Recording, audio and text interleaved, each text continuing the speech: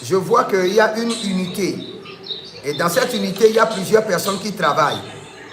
Et tu as été élevé maintenant pour diriger toute l'unité.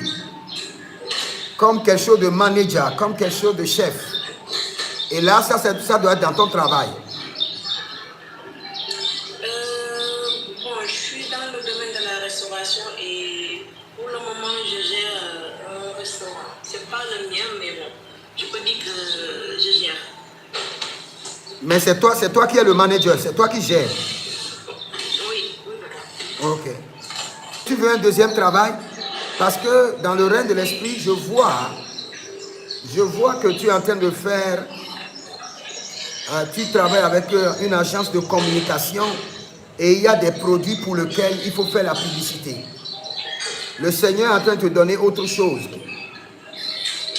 Il y a autre chose qui vient. J'aimerais quitter ce pays pour mon souhait. Tu veux quitter ce pays? Si je m'en retrouve. Oui, parce que je ne me retrouve pas. Bon, je ne me retrouve pas, franchement.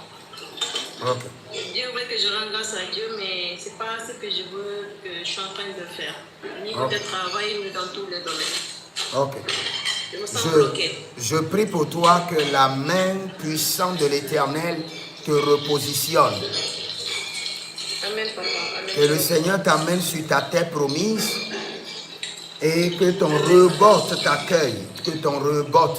L'Éternel nous a maintenant mis au large et nous prospérons dans le pays. Le Seigneur valide que tu quittes. Que le Seigneur a validé. Amen. Avec quelqu'un qui était un monsieur, il était comme un imam, ou bien il avait le rang d'un imam ou bien d'un marabout. Est-ce que tu m'écoutes, Lisa? Oui. Et ce monsieur a un bâton. Mais ce bâton, c'est un serpent. Et ton vrai problème, ce n'est même pas l'Allemagne là où tu te trouves. Ton vrai problème, ce n'est pas le fait que tu veux aller dans un pays anglophone. Mais dans ta lignée familiale, on me présente quelqu'un. Et cette personne, il est comme un imam et il a le rang d'un marabout. Et puis, il a un bâton à la main. Et, Oui, papa, c'est mon grand-père. et son bâton là qu'il a dans la main, si tu crois que c'est un bâton ordinaire, si jamais il lance des sorts contre toi avec ce bâton, tu auras tous les problèmes de ta vie. Ton grand-père était un homme très mystique, très mystique. Et il détenait un bâton, et ce bâton, c'est un bâton, un serpent. Et maintenant, quand je vois Lisa, je commence par demander au Seigneur quel est le vrai problème.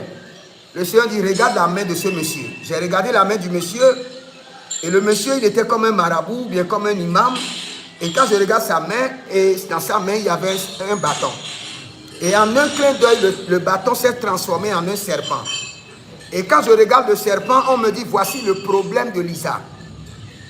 Voici le problème de Lisa. Ce n'est pas la nation là où elle est, mais voici son problème. Votre grand-père avait fait une alliance avec un serpent dangereux. Et il travaillait avec ce serpent. D'ailleurs, là où habite ma maman, il y a plein de serpents là-bas. Même au fond des puits, tu vois des serpents là-bas. Il y a tout le temps des serpents. Oui. Que même, parfois, j'ai peur d'y aller. C'est des serpents dangereux, hein? Des serpents noirs dangereux que je suis en train de voir. Maintenant, oui, la maison est remplie de serpents. Quand je t'ai regardé, j'ai dit maintenant quel est le problème? Le Seigneur me dit que même si elle va en Amérique, dans un pays anglophone, si on ne la délivre pas du serpent de son grand-père, elle subira le même sort. Et elle ne sera jamais satisfaite. Elle ne sera jamais satisfaite. Professionnellement et maritalement, le serpent a juré que Lisa ne sera jamais satisfaite.